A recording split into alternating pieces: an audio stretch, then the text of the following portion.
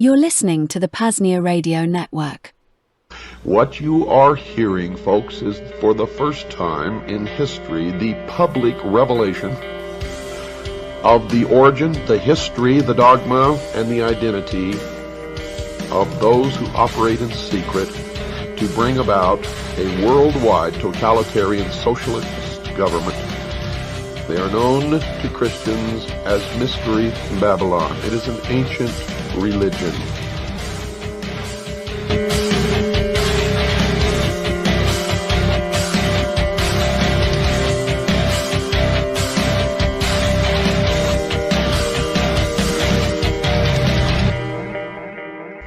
Those of you who are smart enough to know what is transpiring here know that these are historic broadcasts, and by making these broadcasts, I have sealed my fate.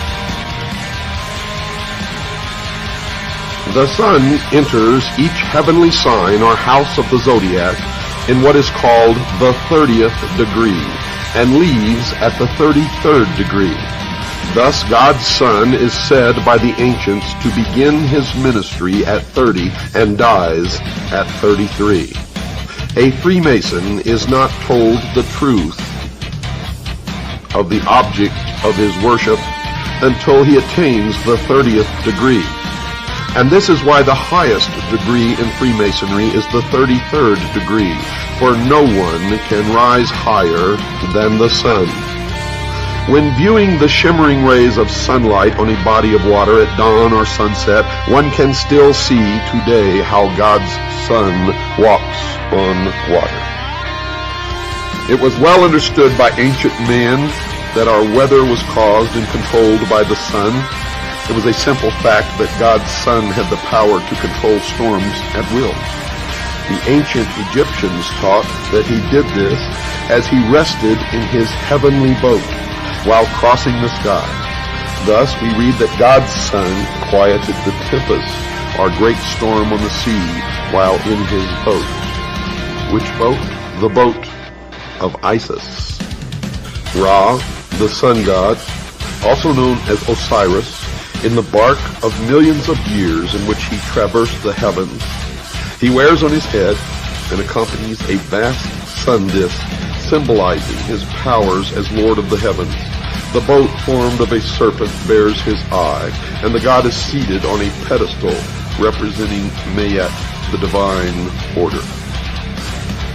Folks, when we stop to realize that every single king, prince, lord, governor, dictator, despotic ruler, civil and social institution, national flag, coat of arms, educational institution, military medal, award, organizational insignia, medallion, badge, emblem, citation, trophy, banner, pendant, political standard, or ensign, agency of government, or religion uses the sun as a primary symbol, then it can truly be said in the mystery school that God's Son is, quote, King of Kings and Lord of Lords, unquote.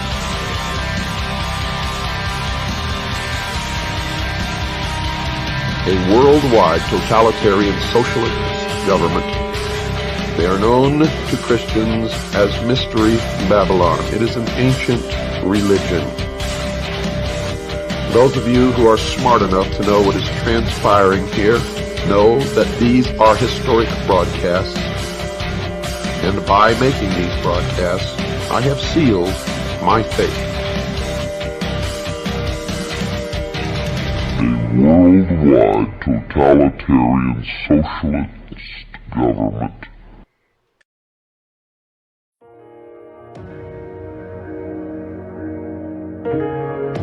Vonu Fest 6, the premier, yearly gathering of self-liberation held at the Veritas node of the Free Republic of PAZNIA, happens once again this year, from September 22nd to the 29th. Join fellow self-liberators in our vetted agora, in the second realm, and soak up knowledge from those deep within the realms of breakthrough energy, health and wellness, open source technology, privacy and security, and much more. Alongside that, enjoy the nights around the campfire, underneath the Veritas skies untampered by city light pollution.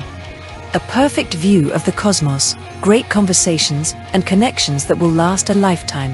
And while this event is not public and therefore not open to just anyone, Getting vetted to come out isn't usually that hard. We either have to find someone in common that will vouch for your reputation, or just email Coordinator Rio, coordinator@PAZNIA.com, and send an introduction and background to your liberated lifestyle and path of self-liberation. That's a damn good start, and one that has gotten some folks out here a well-tread path.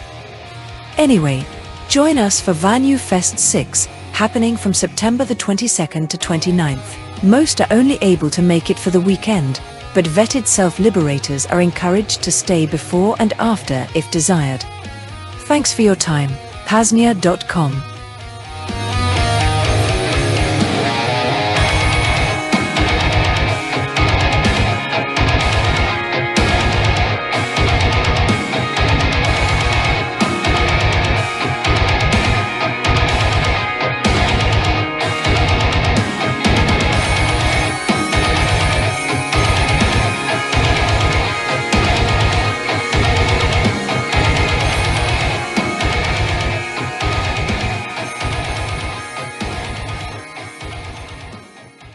You're listening to the PAZNIA Radio Network.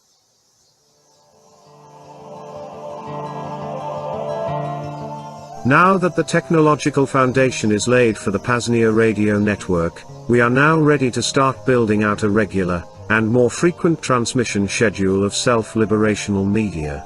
Do you want to host your own show on the PAZNIA Radio Network? Do you already have a show or podcast that you would like premiered or replayed during our transmissions? Something else? Reach out to Coordinator Rayo to discuss details. Email coordinator@PAZNIA.com. Again, coordinator@PAZNIA.com. See you in the second realm.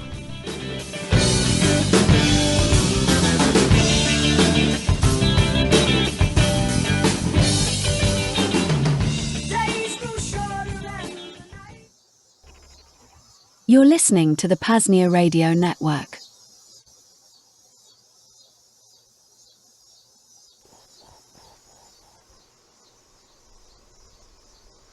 Okay, all right. After the 6 or 7 buttons, we are here. Yes, you are listening to the PAZNIA Radio Network. This is our Self-Liberation Saturday transmission, yeah, welcome. Hope hope you've been here since we started. I guess it would have been 4 p.m. It's been a long day so far. Cloak and Dagger kicked off at 4 p.m. Eastern, 3 p.m. Central. Yeah, if you're just joining us, we're glad you're here, hanging out with us nonetheless. Here in the digital second realm. Tonight we're streaming to YouTube, Odyssey, Rumble, and Zap.stream. So if you're on Zap.stream, feel free to shoot us some Bitcoin over Lightning. We certainly do appreciate that. Otherwise, I guess xmrchat.com/PAZNIA Radio to donate XMR, or throughout the stream you'll probably see some QR codes for Bitcoin and Monero. Certainly do appreciate any donations there. But since I know I'm speaking to some new folks, my name is Shane Rio2, and I am the host here of the Vonu Podcast, coordinator of the Free Republic of PAZNIA, and programming coordinator of the PAZNIA Radio Network. And when PRN is live, if I'm not here front and center, I'm in the background ensuring things go smoothly. That sounds self-important, but for the most part, it's hanging out here in the studio, doing dabs and watching chats. And when it's not 100 degrees mid-afternoon, homestead work is a high possibility. Anyway, before I go on too much further, let me just double-check things here. I'll go ahead and start. Don't need to be sharing audio and video with you anymore, Shadrach. The music has stopped, but let me just double-checking everything here. We are still good. That's great. Last time I tried to do a Vonu Podcast live, it died about a minute in, inexplicably. But we're still rolling. We'll cross our fingers. Can you hear me okay? Yes, I can, Shadrach. Yes, I can. Right on, brother. Well, let me. I'll get I got a little more of this introduction, then I will bring in brother. But glad audio is working, and video is as well. Since I'm speaking to some new folks, well, yes, I already said that. But as I mentioned, Cloak and Dagger is one live show every Saturday. We've got Music Monday with Richard Dick Greaser, and starting this Monday, the 11th, Anarchy Radio with Phoenix Aurora. But I don't do much live stuff anymore, and there's not much live material vis-a-vis the Vonu Podcast. I'm thinking that will change, and we'll try to do a Vonu Podcast live 1 or 2 Saturdays a month.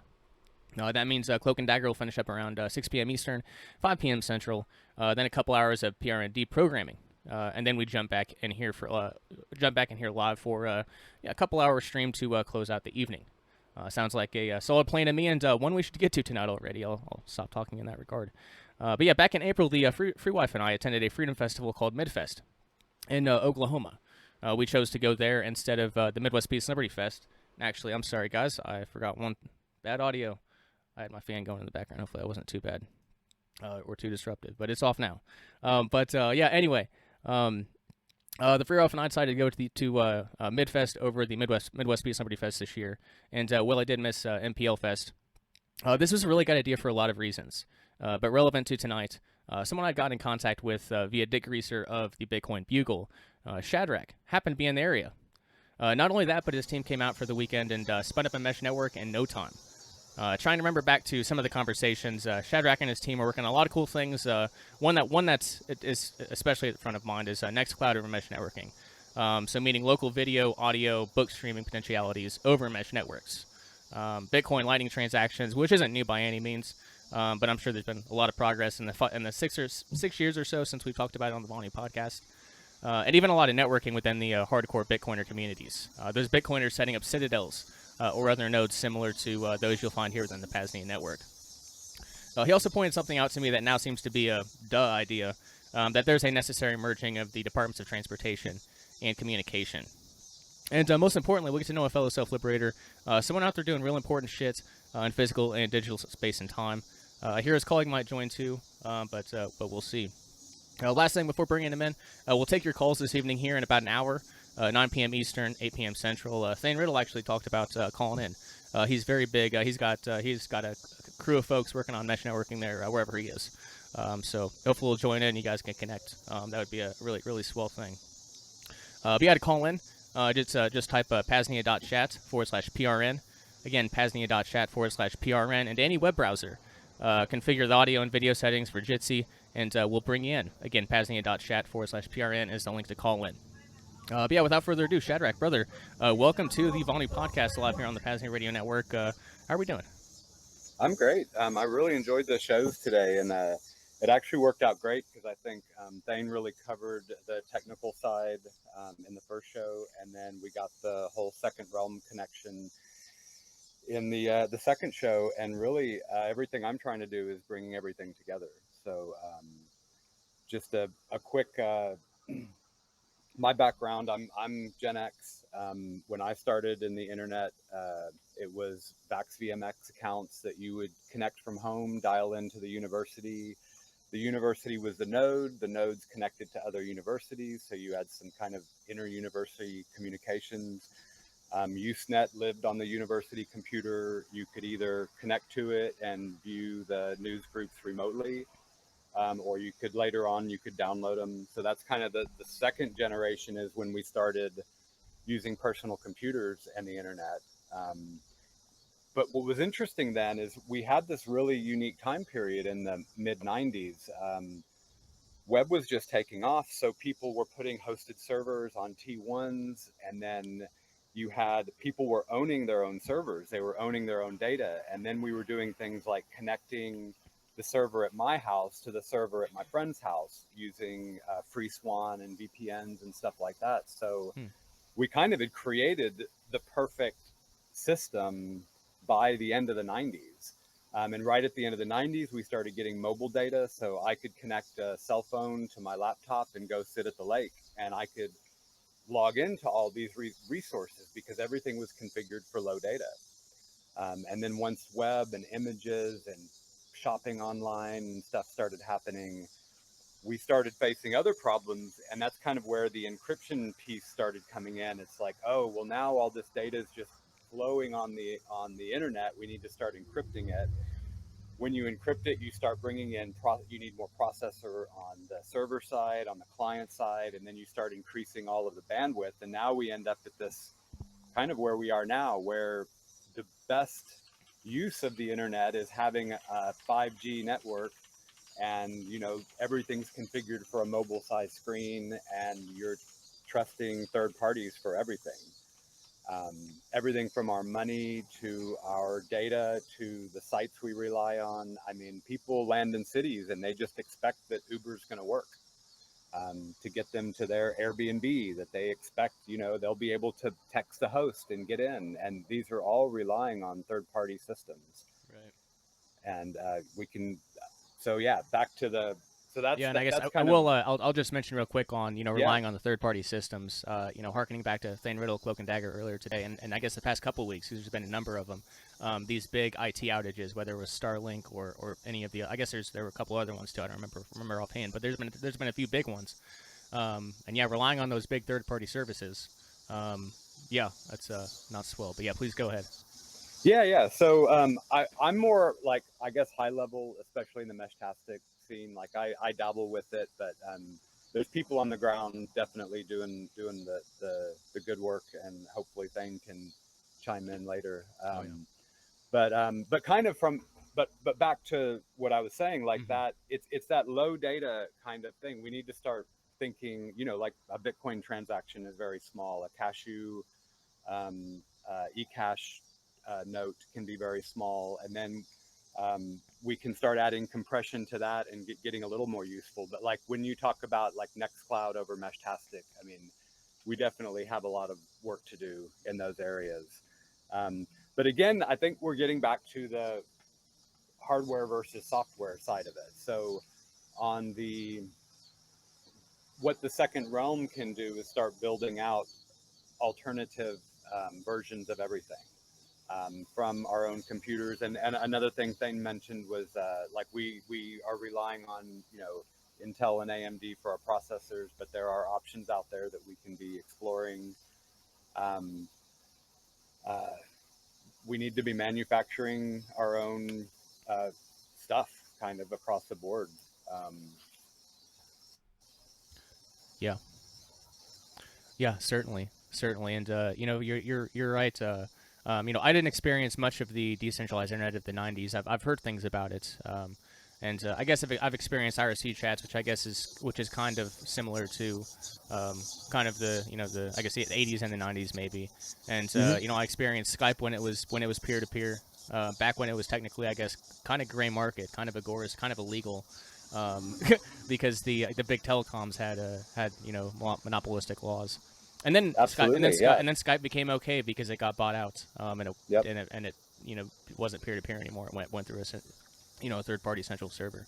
So and then I guess the Bitcoin one I love to mention is the VRWalks, caching, going from Bitcoin to fiat and fiat to Bitcoin. And using kind of the virtual gaming currency, loophole, where some of those digital gaming currencies would, they aren't digital currencies already, so Bitcoin had been there for a long time. So you could, trade very easily, and you can't really do that.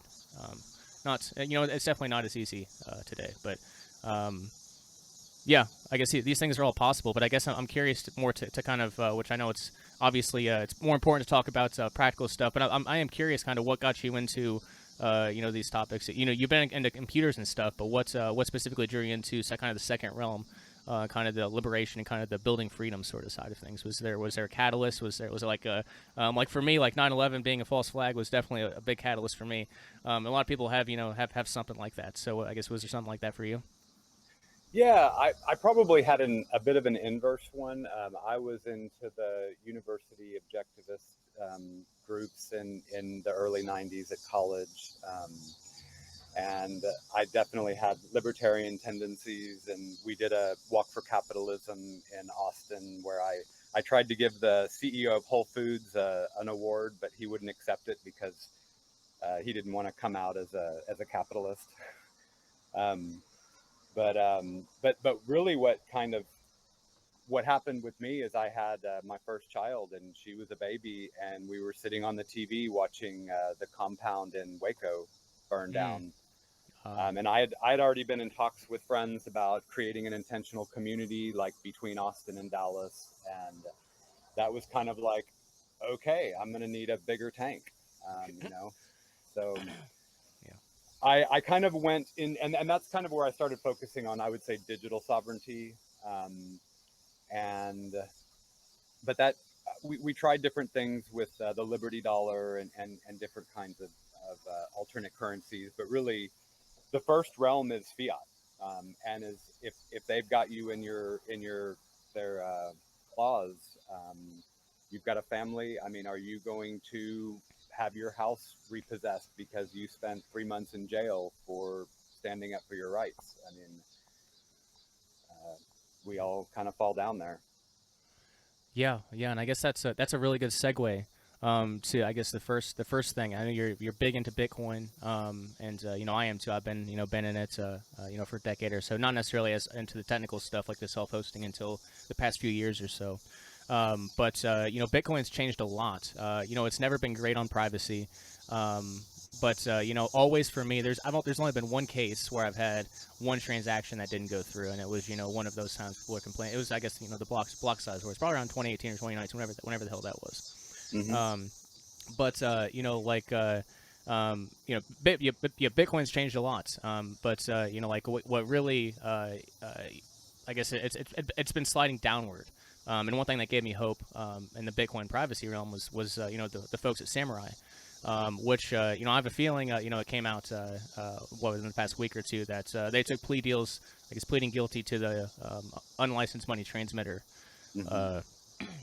charge, and that's what I think too. Like I constantly have to go back to that because I covered a lot of the Patriot political prisoner cases from 2008 to when was it?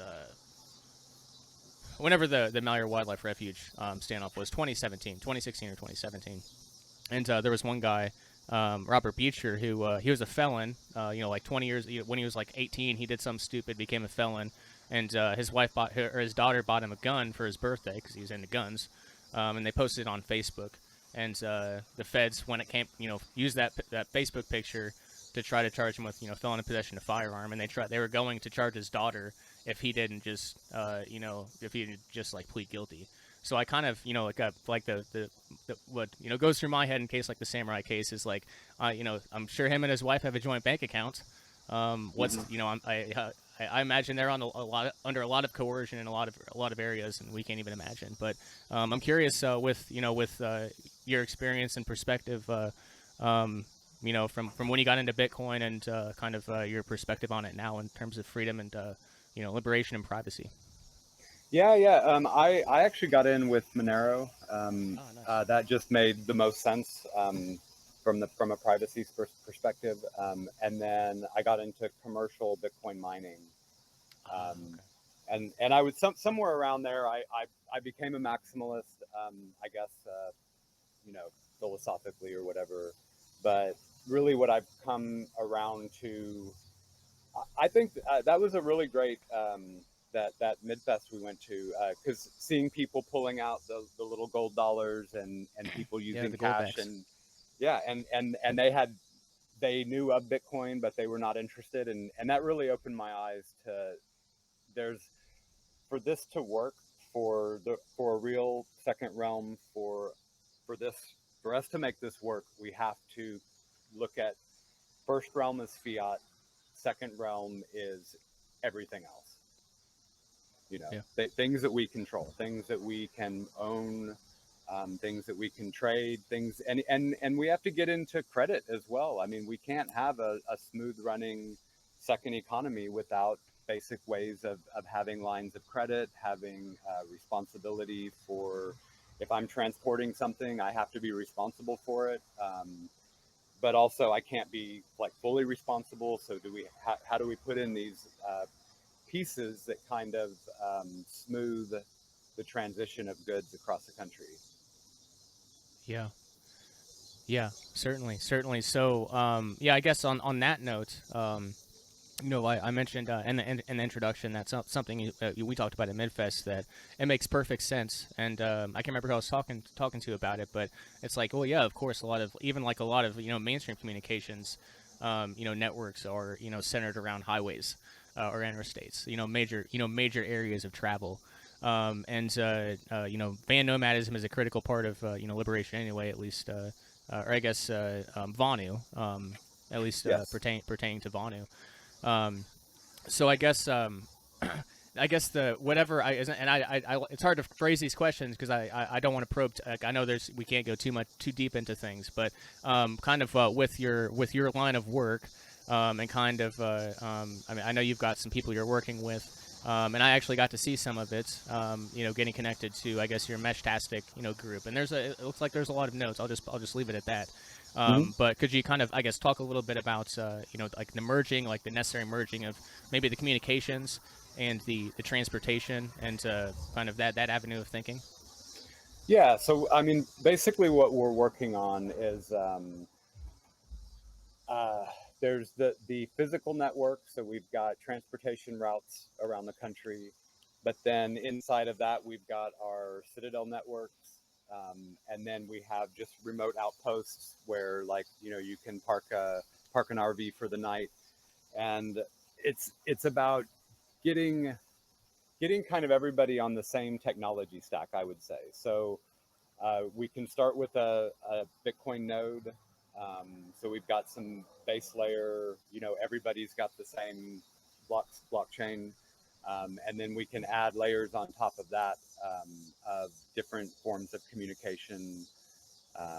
And then, there's a lot to it. I don't really know where to start with it. But as far as what another thing we're working on is vehicles and scooters that are carrying Meshtastic,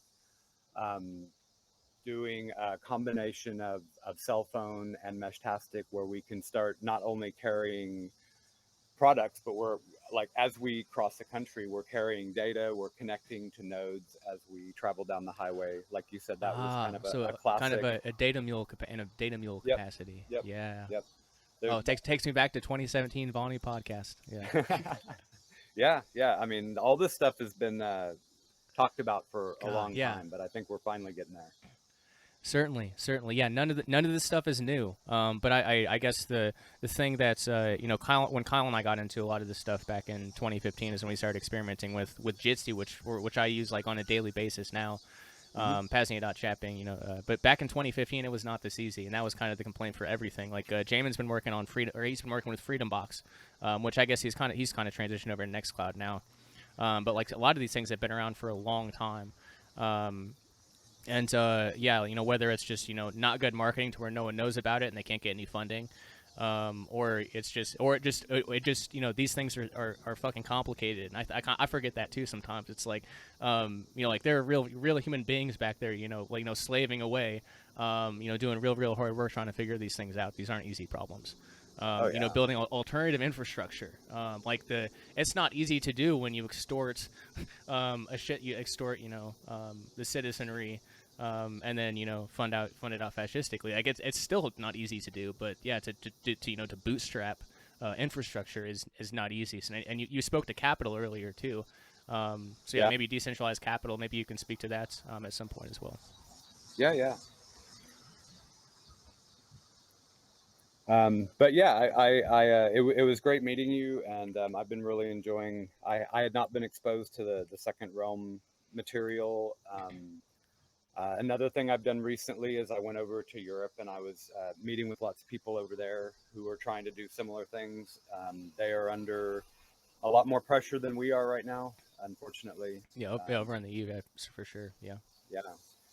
But they have a history of it. I mean, they have the parallel polis from '78, and I've heard some of them use the word Second Realm, so it's good to know that it's crossing the pond.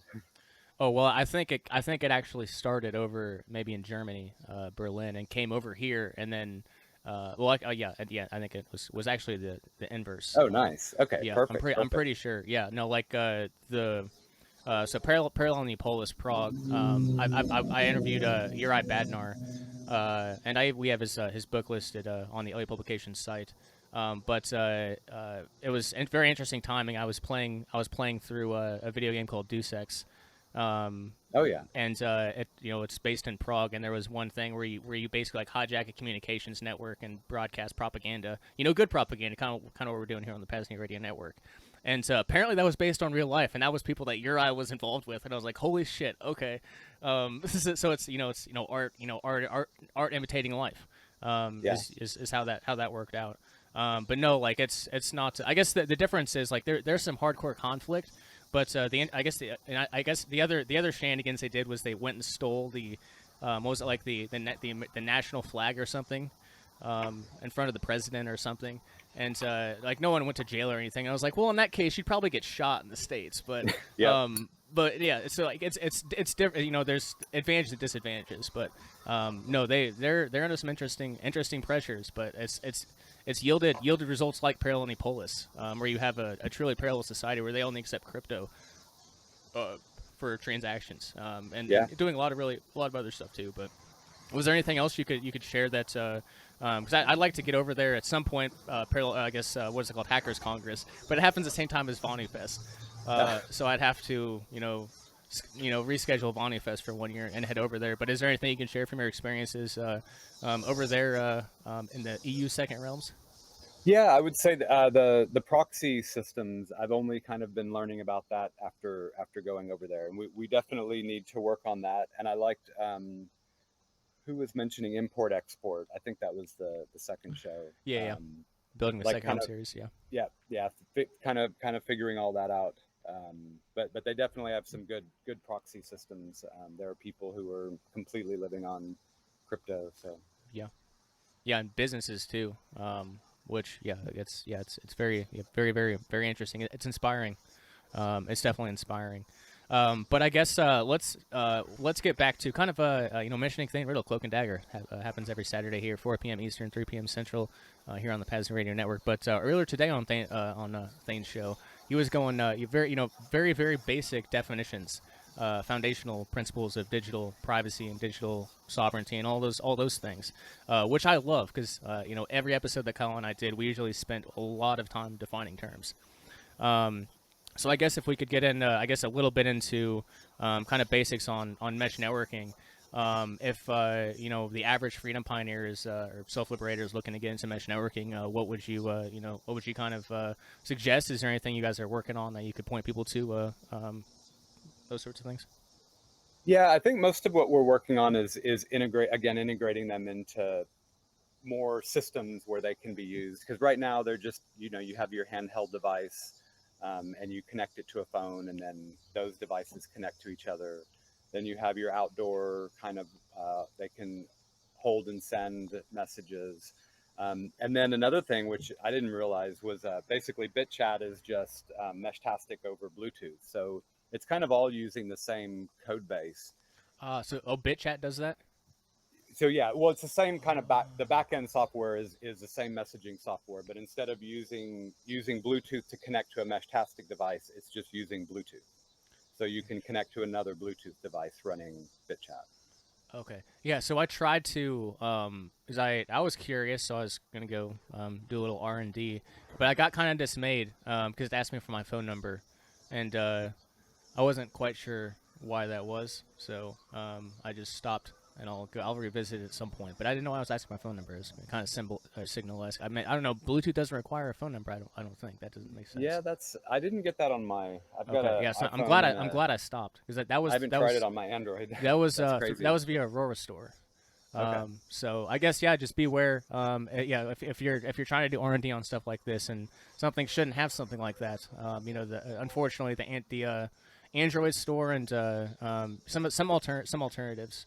Even like DuckDuckGo promotes a lot of crypto scams. I would be careful. I remember when BitChat first came out, people were saying there were bad versions for download. So yeah, definitely watch sketchy shit as always. It's a dangerous world. But yeah, I wish I had more. I mean, I've got. We can bring in some of my team if we want to talk about that more. Anytime. But again, the specifics. I'm more like, what do we need to be able to go from Austin to Nashville? Like what kind of hardware, and then what kind of financing would we have to do to get that deployed? And then getting all the hardware, figuring out what hardware is upgradable. So kind of the idea, if you can start with like a base node and you can plug in different devices to it, possibly Start9 or Start9 clone type of system. Yeah. Yeah. So yeah, I guess I'll say yeah. Anytime your team wants to jump in, great. I'll mention anyone that's tuning in on YouTube, Rumble, Odyssey, or Zap.stream. Please do feel free to give us a call. PAZNIA.com/PRN is the link to call in tonight.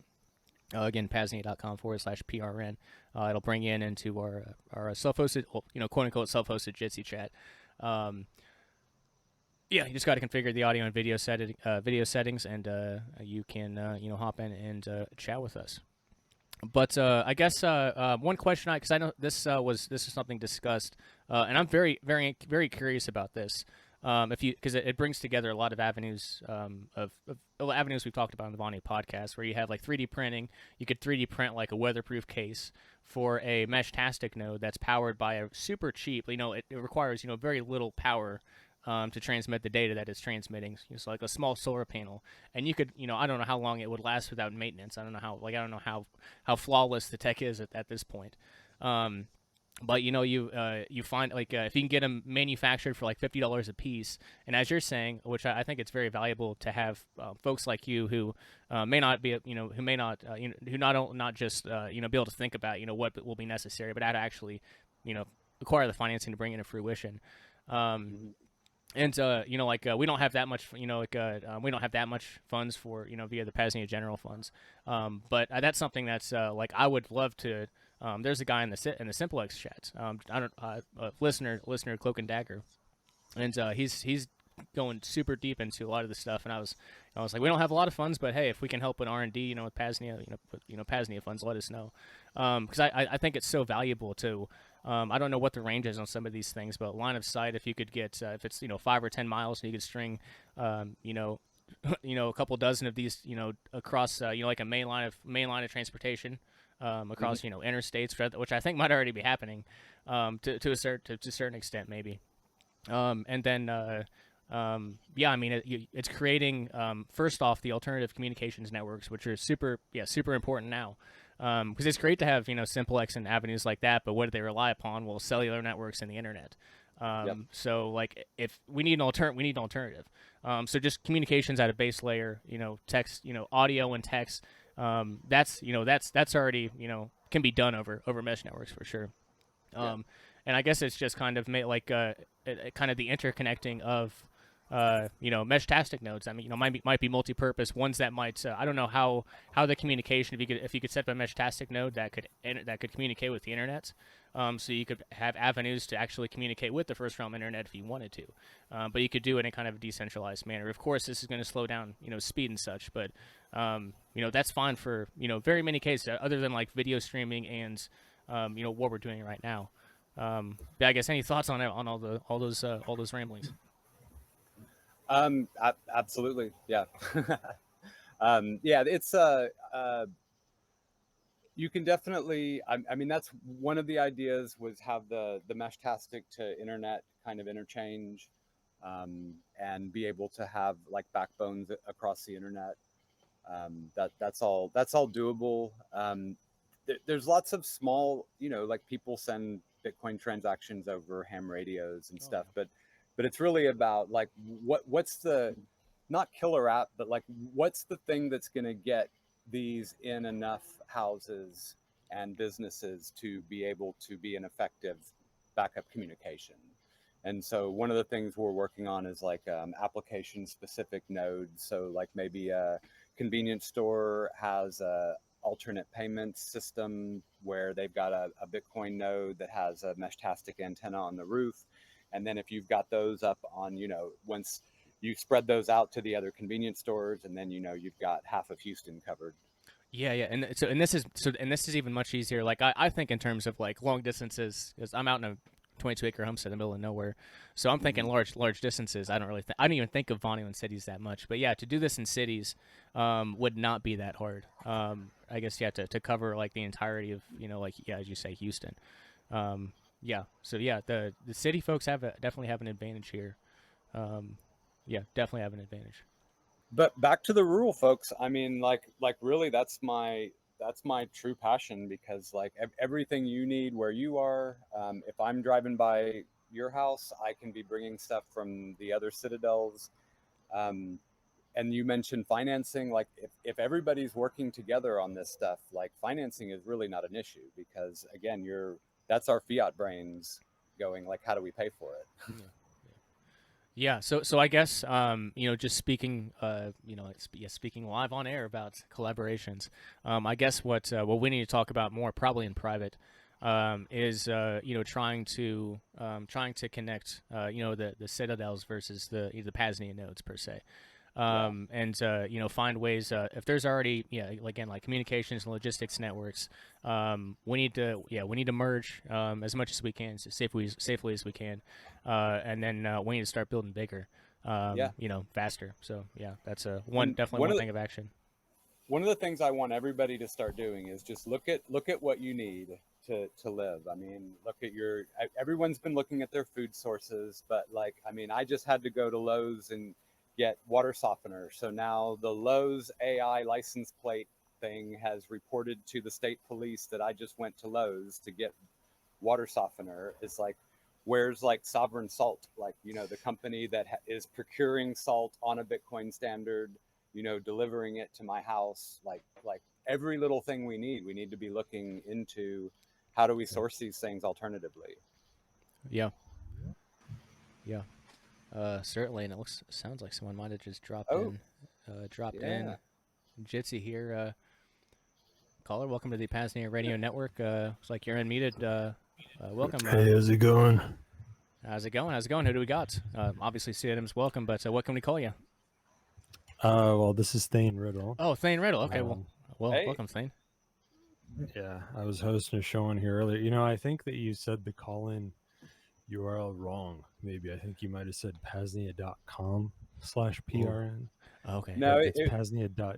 No, did you say it right? Yeah, it was right. I wasn't sure if it was the right one or not either. Well, PAZNIA.chat/PRN. Perfect. Okay. Well, I appreciate the attention to detail is important there, because if you will go into a website that, or a page does not exist, or a random Jitsi room, and it's not fun to be in a Jitsi room by yourself. I've been there before.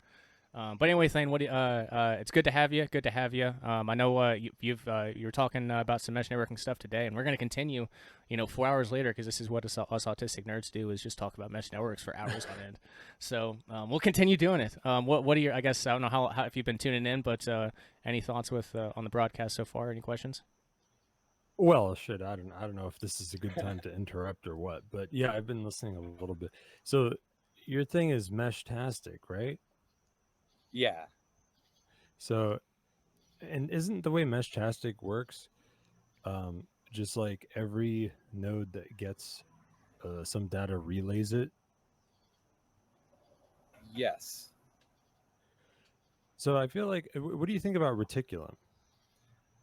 I've messed with it. We've looked at it a little bit. I've heard good things about it. Somebody asked about it in the chat earlier, so. It's commonly asked about. What do you think? I just feel like Reticulum's more. See, I was into Meshtastic a few years ago too, but since I discovered Reticulum, I definitely prefer it because it seems more efficient. Like it's about routing the data to where it needs to go. Like with Meshtastic, every node just sort of blindly relays everything that it receives, which doesn't seem efficient to me. And have you thought about monetizing mesh networks at all? Absolutely. Kind of one of the plans would be where you attach a payment to your packet, basically, and that's how it's effectively routed. Yeah, maybe there could even be like onion routing where there's a little payment with each layer or something. Yeah. I've asked my experts to join, but we'll see if they come on. Gotcha. Yeah, it is a Saturday evening. Yeah. Yeah, I've been much more passionate about the physical infrastructure part lately, I must admit. Gotcha. And that's the is there like a word for your network for you guys? Well, we've I guess loosely called the Meshtadel.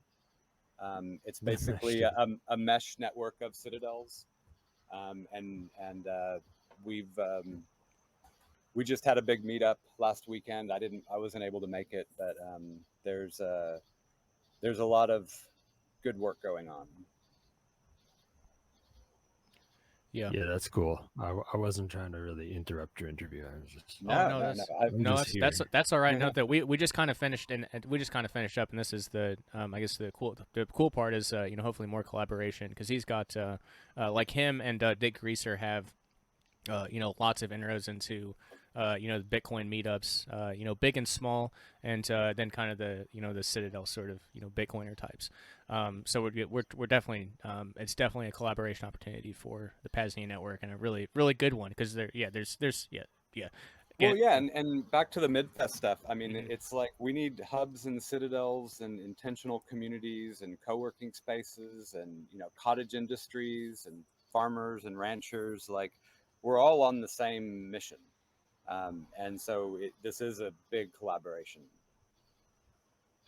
Yeah, I think there's huge potential for tokenizing mesh networking in some way. I'm not exactly sure how. It was really my friend gave me the idea.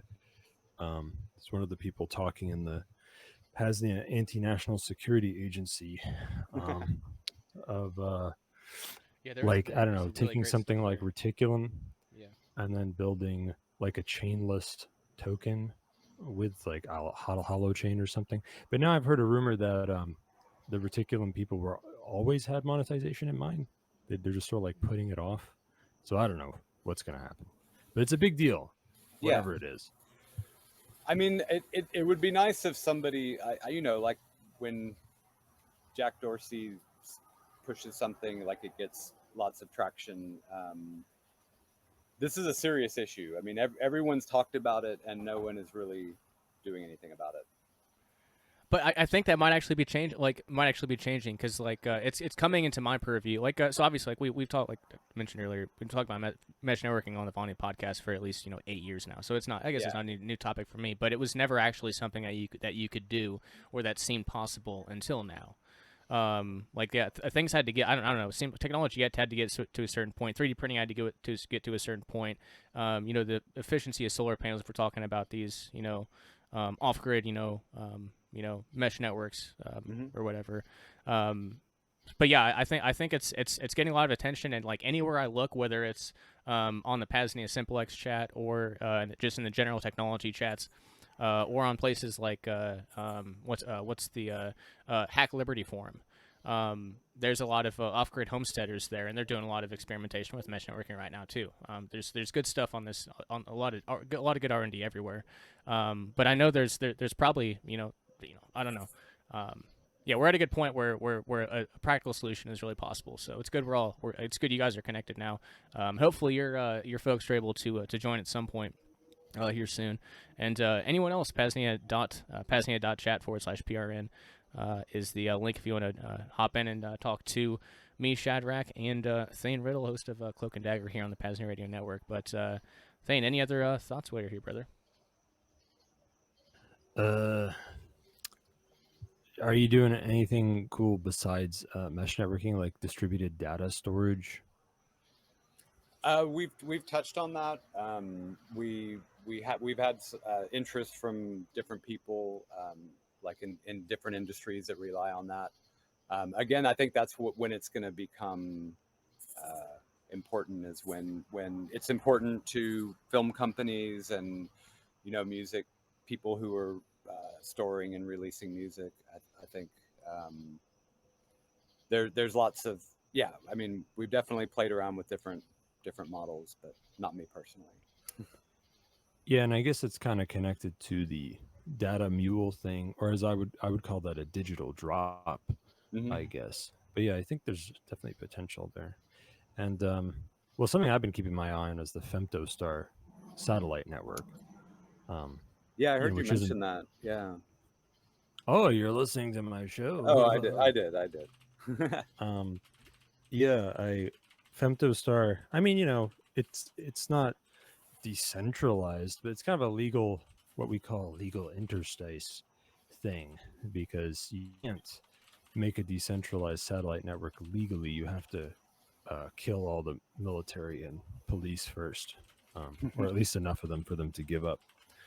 But as it stands now, it's an attempt to make a legally viable satellite network that will be anonymous, and stuff like the satellites can't tell where the terminals are, and you pay with anonymous tokens. Wow. So it was actually created by mesh networking people, mesh networking developers and stuff who got kind of tired of trying to make a mesh network that scales to cover the planet. They wanted to skip to the good stuff. So they came up with something that's not a mesh network project, but it can support mesh networks and help them connect to each other. Very good. Gotcha. Yeah. So I guess I'm curious myself, because I'm really big into the something Gary Hunt brought up, probably a decade ago. But what's it called? Dual layer encryption, where so even if something like PGP is broke, which I don't think it is, but even if it is, if you do, if you write your message and then you use it, and then you physically encrypt it, like not using digital encryption, and then you run that encryption, via PGP, then you've got extra layer of security. I'm wondering with mesh networking, and this might be a silly question, but I like the idea of merging high tech with low tech. But is there any potential or I guess maybe use at all? I don't know, from going from Meshtastic to shortwave, or I don't know, could you Meshtastic to AM or FM? I guess I just don't know. I don't know what the range of transmission is with Meshtastic, but yeah, any thoughts? I mean, I'm sure you could. It'd really be about data compression and how much could you get across those, because shortwave, you're talking about whistles and beeps. Meshtastic are small packets of data. Gotcha. Now, I was under the impression that Meshtastic was a LoRa specific protocol. Is that right? I believe so. I mean, there's the Meshtastic software, and then there's LoRa devices. And as you know, the Reticulum, a LoRa device could be Reticulum or Meshtastic. Yeah, I thought Meshtastic was specifically for LoRa devices, whereas Reticulum is agnostic to the data link layer. It could be anything. It could be LoRa, Ethernet, satellites, whatever. So I guess if the question is, can you do Meshtastic over shortwave?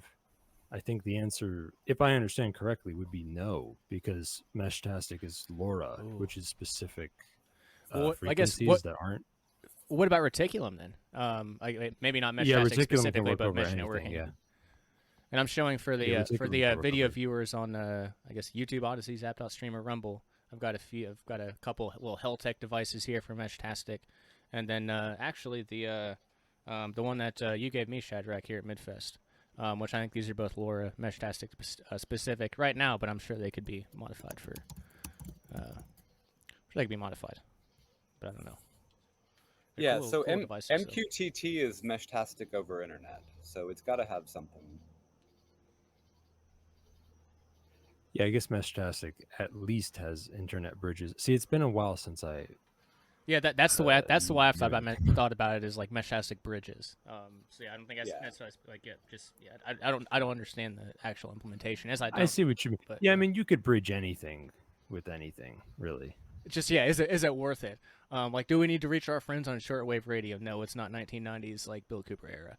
Probably not. But well, I would like to just out of it'd be cool just to be able to operate off shortwave radio and to get a movement of folks on shortwave. I think it'd be cool. I think there's totally reason to use shortwave radio. The reason is that I like it. The reason is that it has really long range with True. Hardware that anyone can get their hands on. The thing with shortwave radio is that it's regulated. So you have two options. One is to break the law, and the other, you have more than two options. Well, yeah, one is to break the law. The other is legal interstices. And then there's a gray area in between where it's like, what if you're using a proxy merchant's call sign? Who agrees to it? Or like whatever. And they don't allow encryption over most of these ham frequencies, like shortwave frequencies. However, we can use steganography to conceal that we're using encryption. So yeah, I think from a technical standpoint, there's plenty of reason to pursue shortwave, because I like this. any old idiot can get shortwave radios and transmit a really long distance. So it could have a lot of applications for connecting local mesh nets. Like, for example, LoRa, it's not a big range, but shortwave can reach across oceans. Yeah, so if you go from Meshtastic, if you go Meshtastic to shortwave, and then from shortwave to Meshtastic, no, like I like this, and it just kind of I've wanted to look into like the pirate AM/FM. I'm gonna start recruiting people to become radio pirates for the PAZNIA Radio Network. When I get the financials figured out, like if I can get like a $500 donation, we'll send you an AM/FM transmitter, and you just gotta like basically rebroadcast PAZNIA Radio Network streams on. We do not recommend. There are ways to find frequencies that are not used in your area.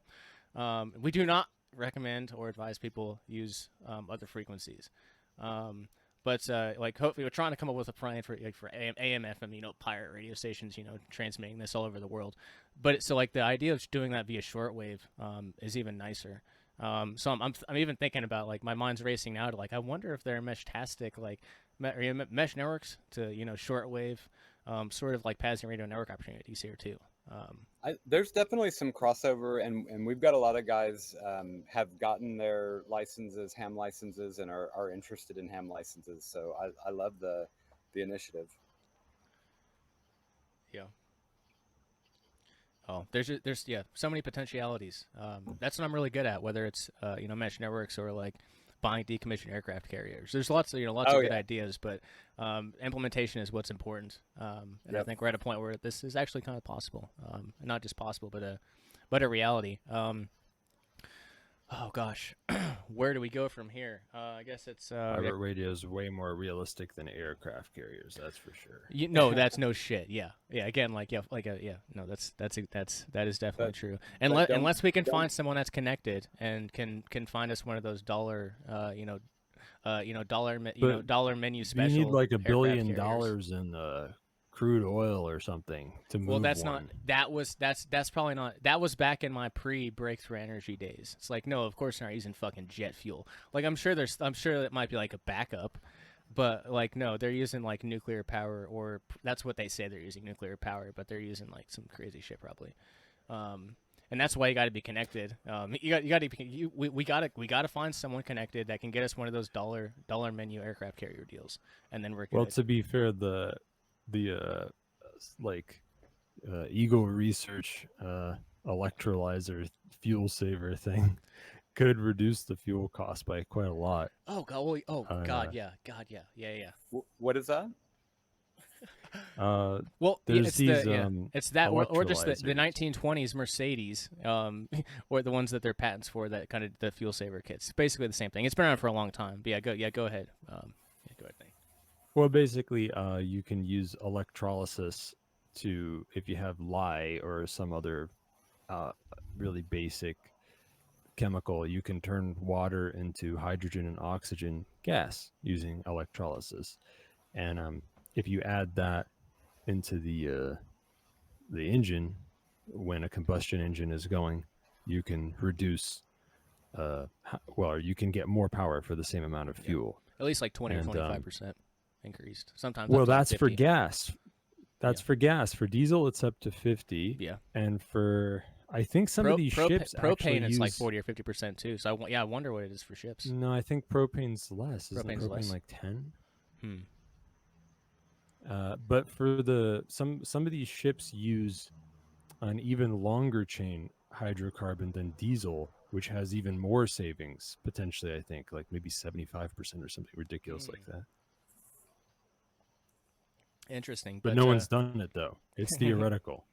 Yeah, certainly. Looks like someone else dropped here into the Jitsi chat. We've had 2 callers tonight. Yeah, on the that's very first Vonu Podcast Live. Thane, we're already beating you, and you're one of the callers on this show. yeah, that's I Polycarp. don't That's count. one don't of our count. guys in Austin. We have an amazing. We're actually doing fuel studies there too. Hell yeah, hell yeah. Well, so I affiliate, and I've had George Wiseman on the Vonu podcast a couple times. I help sell his aqua cures. There's one behind me up there, and that same that he kind of started with technology on cars back in the 80s or 90s. But yeah, his he doesn't necessarily sell the kit anymore. But yeah, for like basically it's like for $100 $200 you can do this, and the tutorial video he has his like 14-year-old granddaughter do every step but one step which requires soldering. So he was trying to show you like, yeah, this is not hard to do, like Wow. like to that level. And yeah, it's $100 $200 and cost. It might be up to 200 now with the cost of materials going up, but even then the savings are remarkable. And it seems remarkably simple. Sometime we'll do one here at PAZNIA. I just haven't gotten around to it yet. Awesome. Yeah. Well, I got Polycarp on. Yeah, He's Polycarp, the yeah. head of our Austin Citadel. If you wanna, Yeah. if you wanna go into some stuff that we're doing with Meshtastic and nodes and. Yeah, absolutely. Hey guys, Yeah. great to be here. Welcome, Thanks brother. for having me on. And so yeah, we can you guys hear me okay? Yeah. Okay, good. Yeah, we are experimenting with Meshtastic, Bitcoin nodes, BitChat. There's a lot of really exciting stuff out there, and we definitely would like to explore more the idea of running servers and networking equipment off of biofuels. That's like a big focus of ours. So it's really cool that you guys are talking about this. It seems like we're all thinking similar things right about now. Yeah, it's all about the hydrocarbons. Yeah, for sure. Yeah, And they're everywhere. Yep. Yeah, nanotubes with the charcoal as well. I mean, there's so many amazing technologies coming out of renewable alternative resources, and so lots to explore there, especially with Bitcoin mining and what the future of that looks like when we can make our own energy from things that grow out of the ground around us. That's a big focus for us as well. Yeah. Did these guys know about Sky's? I was engine just gonna bring that up. Yeah, I was just gonna bring that up. So there's a guy I've interviewed a couple of times. His name's Sky Huddleston. He is a well, I guess he's probably 31 now. But last time I talked to him and interviewed him, he was like this 30-year-old, just super high powered autistic, but just like a genius. And he's already got his commercial business now is Liberator Rocket Heater, which touts like 99.5% efficiency, better than SpaceX. Yeah, he has to make sure to mention that.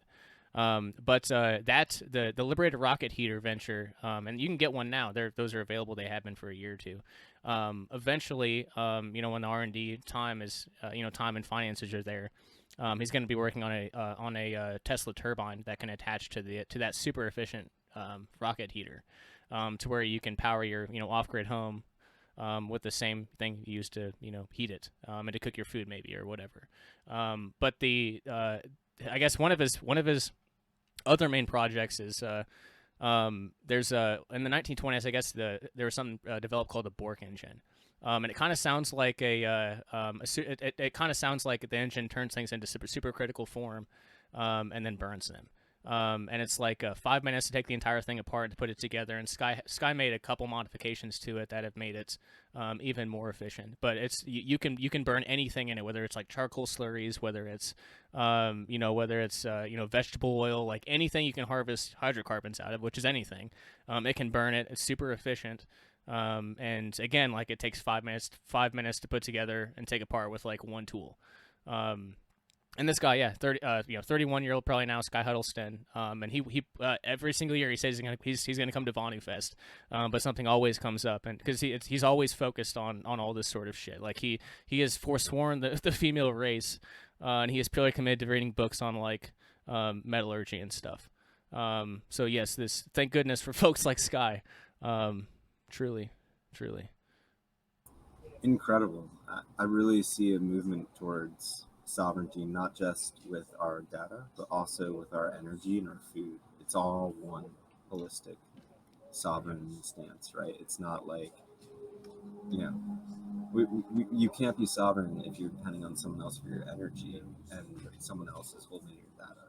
There's just no way. And so that Bitcoiner ethos of being sovereign in every area of your life, I just love that Bitcoiners are really pushing that forward. Yeah. Yeah, and I'm curious, so like along that same Bork engine line, he talked about he's starting with, he knows better than target the automotives, cars first. People like Alex Stanley Meyer end up getting suicided. So he's going to go for small engines like lawnmowers and stuff first. But he talked about on one of the podcasts that we conducted with him, basically like with the cost of these things and like the power they can generate, you could put one in your car and you wouldn't be talking about plugging, like the model now is plugging your car into your house to power it. Well, with the Bork engine, you would plug your house into your car to power the house. And to scaling that up, it would make like the energy's equivalents like of like a small nuclear power plant available to like the individual. So I brought this up to one of my colleagues in the past who was big into Bitcoin mining, and I would love to get your guys' thoughts since you're much more into this than I am. But what if what impact would that have on Bitcoin mining if some sort of like breakthrough, like, and I say like breakthrough energy, not in the sense of like free, like the one of the common retorts is free. Nothing's free. We're Austrian economists, free market anarchist types here. So nothing's free, but at the same time, it's a crazy potentiality, and one that I don't think is very far out of range. So like, what do you think about like some of these super radical energy possibilities and their impact on Bitcoin mining? I really see it as the impact of Bitcoin mining on the energy. The more this stuff comes out, the more people will be using excess energy to mine Bitcoin. You turn your energy into Bitcoin and then it stays in stasis forever. I mean, that's a miracle. Yeah. I mean, wouldn't the difficulty just go up if the hash rate went up? Isn't that the way it works? It would, but then anybody paying 9 cents a kilowatt is going to be turning it off. So, it's going to level out and it'll be renewable energies running the Bitcoin network. I think something that a lot of people fail to consider with free energy is available energy. That's really the big bottleneck, is you can have something that creates energy, but how do you get it 200 miles away where it needs to be consumed? Mm-hmm. Right? And so that available energy is really what I think Bitcoin is unlocking, because now we have energy in the middle of nowhere at a gas well and it's just being burned off. But thanks to Bitcoin mining, now you can capture that value. And there's a lot of things that we spend on energy, like drying our clothing, right? We have clothing dryers that consume massive amounts of energy. Absolutely. Chemical plants rely on heat to transform chemicals, and we're just pumping it out into the air from Bitcoin mines. Yeah, I mean, right. We haven't even started recapturing any of this stuff. Bingo. Yeah. I think the hash rate from the clothing dryers and the renewables in that way is going to absolutely overshadow the mining from big box miners.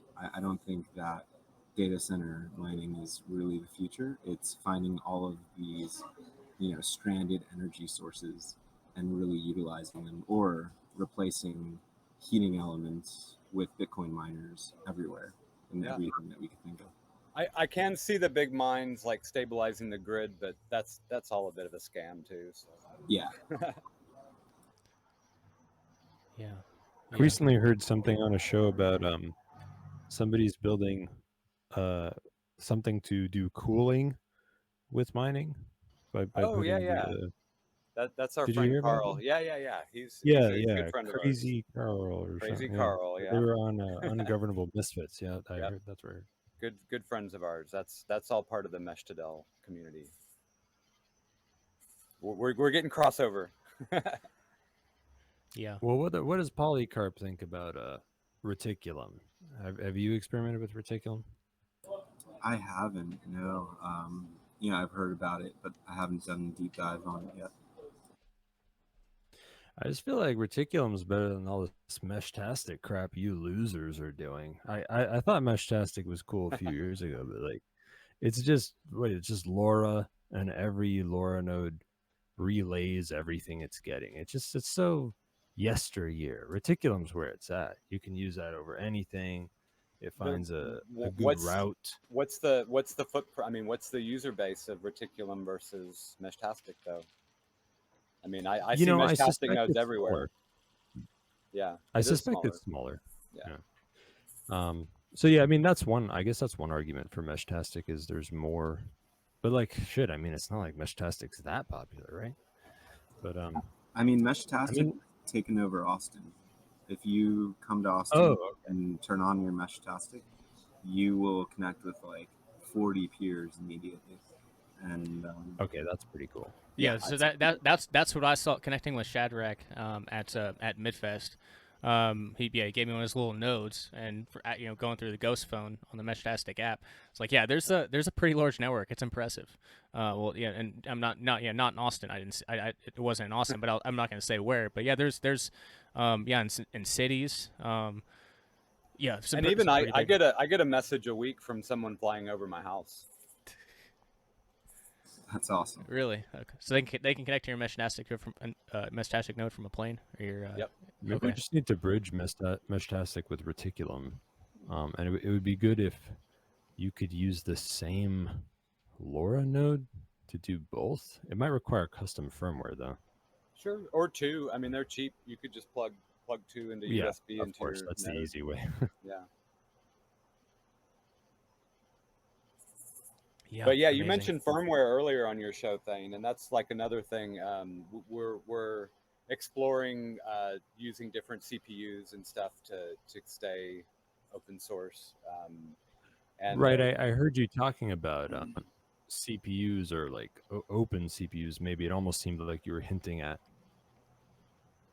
Well, Polyzon, is it? What's the one y'all are looking at, Poly? Is it RISC-V? Yeah, it was. Maybe it was the RISC-Ones. Oh, RISC-V. Yeah. Alternate open source CPU, get more open source architecture. Yeah, the RISC I was talking about that. It's included with the framework laptops. So if anyone wants to start developing on RISC-V, I highly recommend buying a framework. Awesome. Is framework the name of the company or the laptop? Both. Oh, that's cool. Yeah, on my show today, I talked about Pine 64 RISC-V SBCs, but it sounds like what you're talking about is probably easier to work with. Going back to Meshtastic, one of the issues that you run into with Meshtastic is if there are too many people sending messages, the network really drowns out. You can't get your message through if everyone is texting, and there becomes a lot of noise between all of the nodes. Yeah, so one of the reasons why the Bitcoin network is so important to mesh networks is the Bitcoin nodes themselves could be the ones that route the traffic, solving the mesh network overloading problem. If you had clusters of nodes together and they routed traffic, you would be able to hop clusters rather than hopping individual devices. And Bitcoin is the only distributed nodal network that's open source and permissionless that we found that we can use as a backbone for building a true global mesh network. Yeah, this is good. I'm curious your thoughts, Thane, because I know you're into the monetized mesh networking stuff, but I don't. You aren't thinking about Bitcoin as the solution for this, are you? Well, at least not initially. Well, I think there's definitely potential to monetize mesh networks with blockchain-based cryptocurrencies, which include Bitcoin, maybe with Lightning or something. Yeah.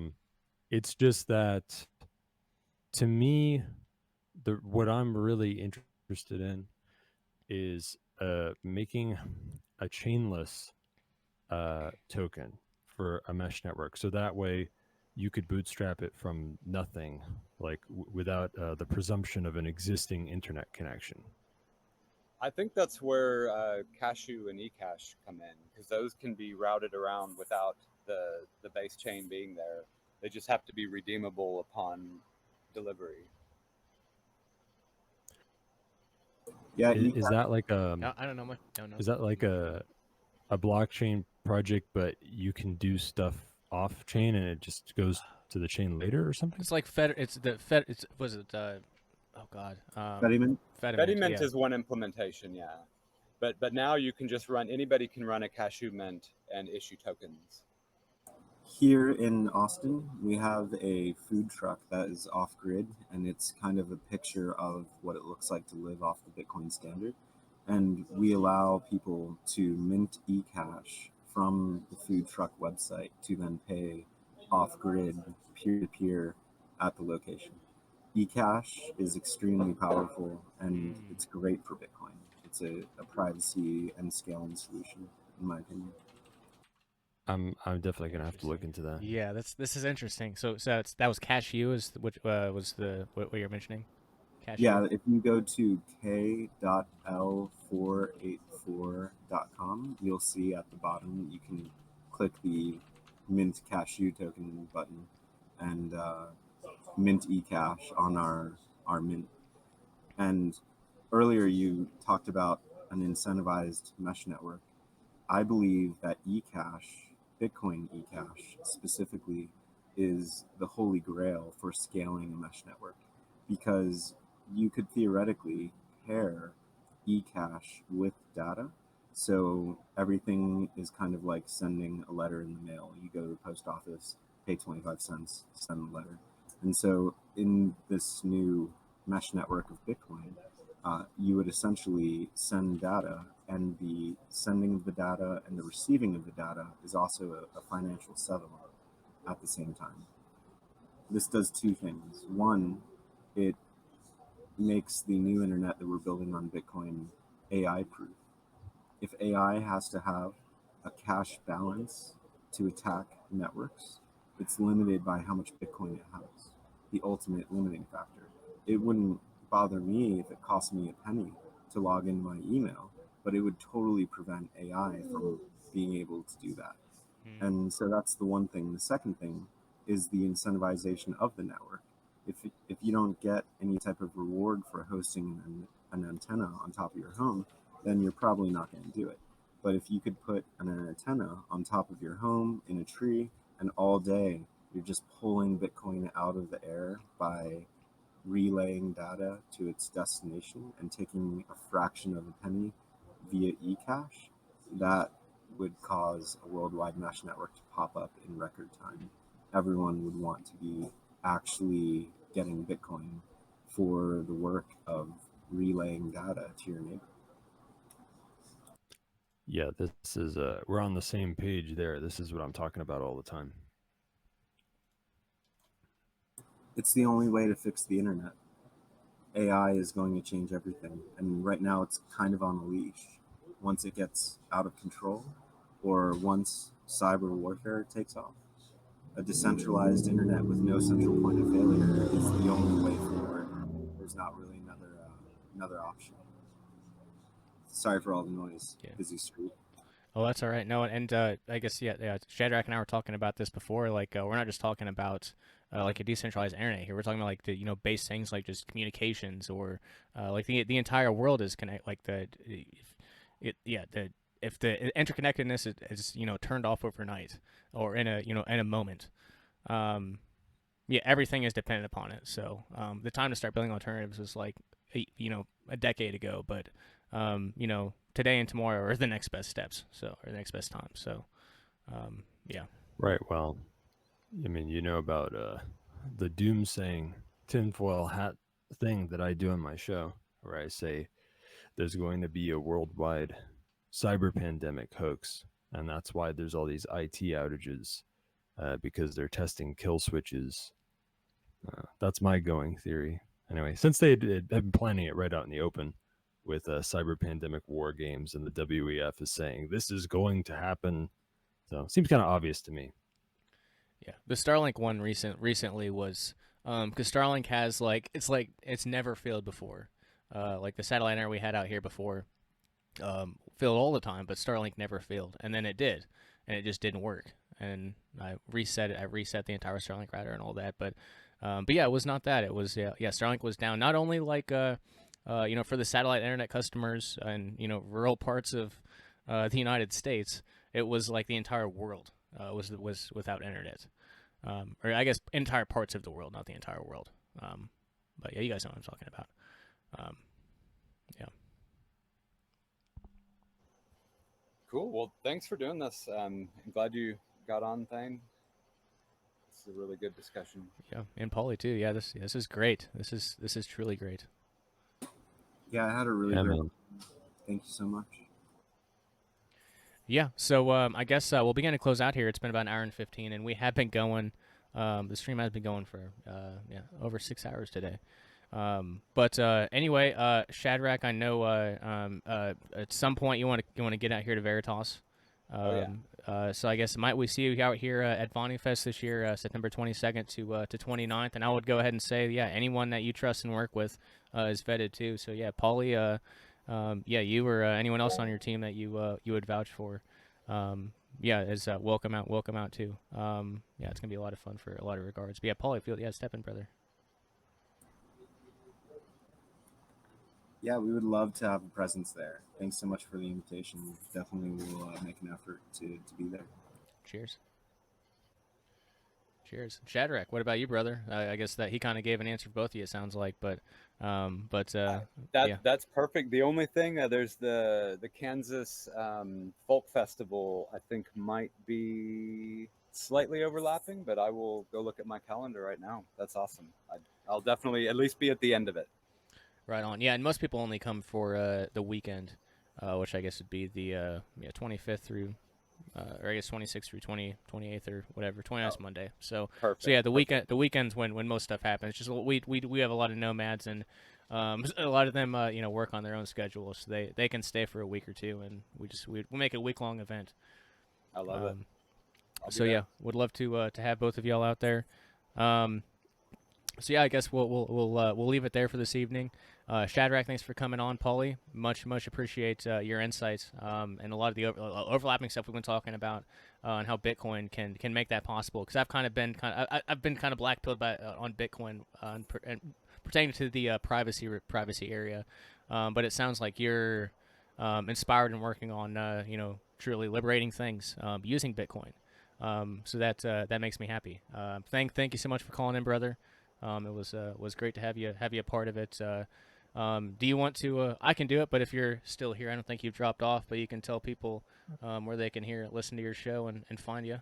Oh yeah, I have a show here on the PAZNIA Radio Network called Cloak Dagger. That's about like privacy and security and shit like that, and building the second realm.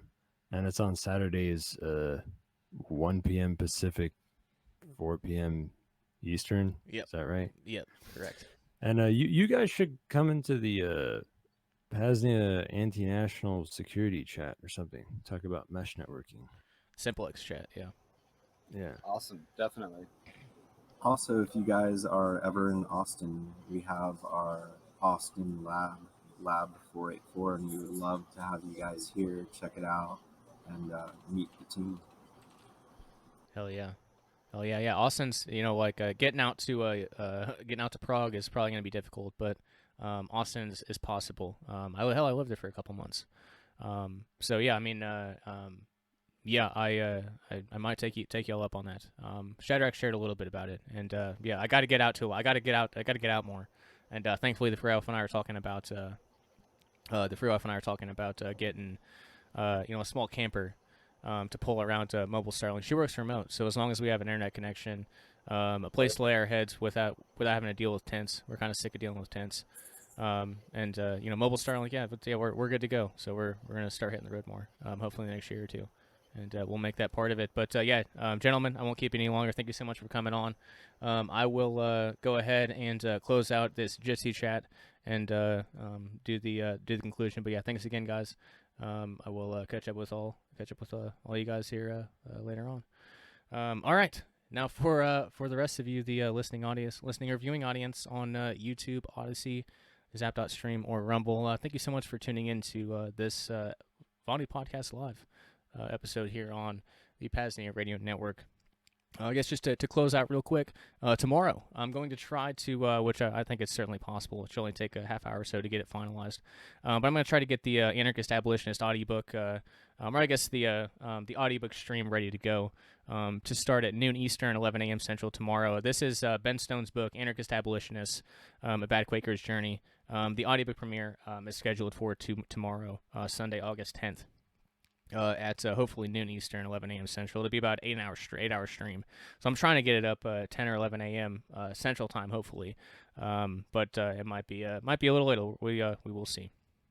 Then we'll be live again here on the PAZNIA Radio Network Monday, August 11th for the relaunch of Anarchy Radio with Phoenix Aurora. He'll play some damn good music and give you an entertaining time. And then, this Saturday, as Thane told you, Cloak and Dagger. We'll be back 4 p.m. Eastern, 3 p.m. Central. PAZNIA.com/radio is the main link for all things PAZNIA Radio Network. You can view the full schedule. You can find the link to join our SimpleX channel. You can find ways to donate, ways to reach out, and much more. Got about 5 minutes here to close out for the stream, but I'm done for right now. So much appreciate all you guys tuning in. And we will go ahead and close this out until Monday. Cheers, guys.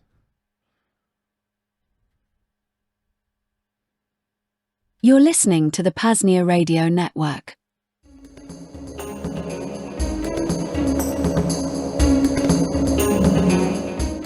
Vonu means relative physical invulnerability to coercion.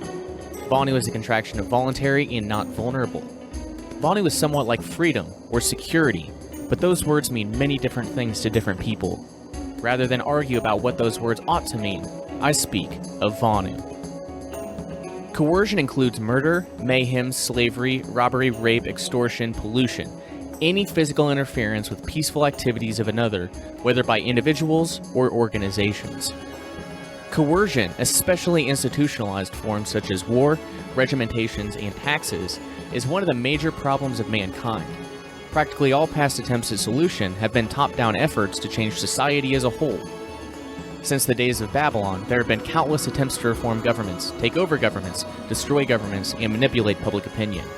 At most, such efforts bring temporary relief. Usually they have little effect.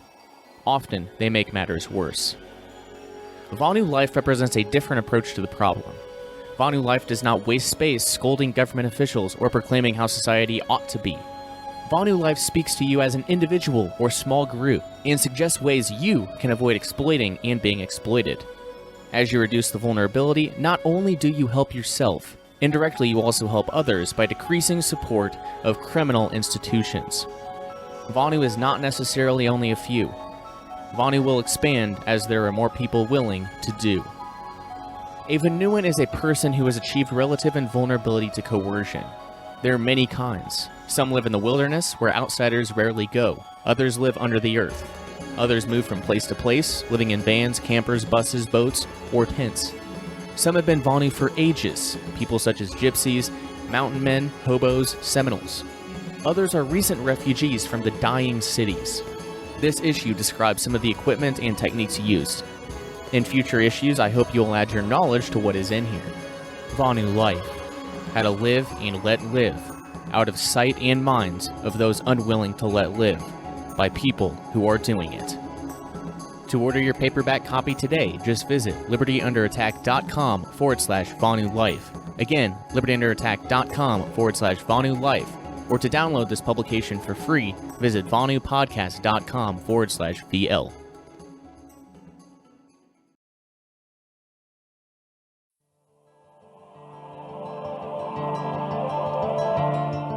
Now that the technological foundation is laid for the PAZNIA Radio Network, we are now ready to start building out a regular, and more frequent transmission schedule of self-liberational media. Do you want to host your own show on the PAZNIA Radio Network? Do you already have a show or podcast that you would like premiered or replayed during our transmissions? Something else? Reach out to Coordinator Rayo to discuss details. Email coordinator@PAZNIA.com. Again, coordinator@PAZNIA.com. See you in the second realm.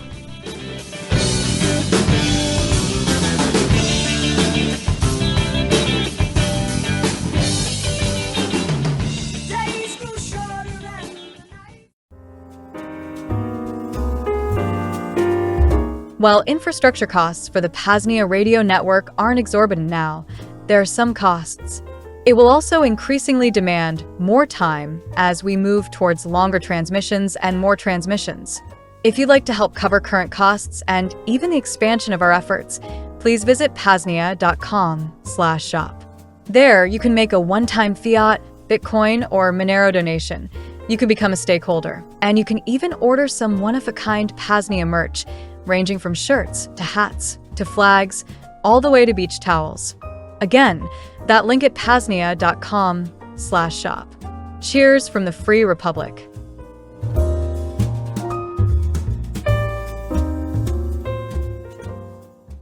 You've just heard a transmission of the PAZNIA Radio Network, the entertainment and propaganda arm of the Free Republic of PAZNIA, a public service of the PAZNIA Free Press. Long live the Second Realm.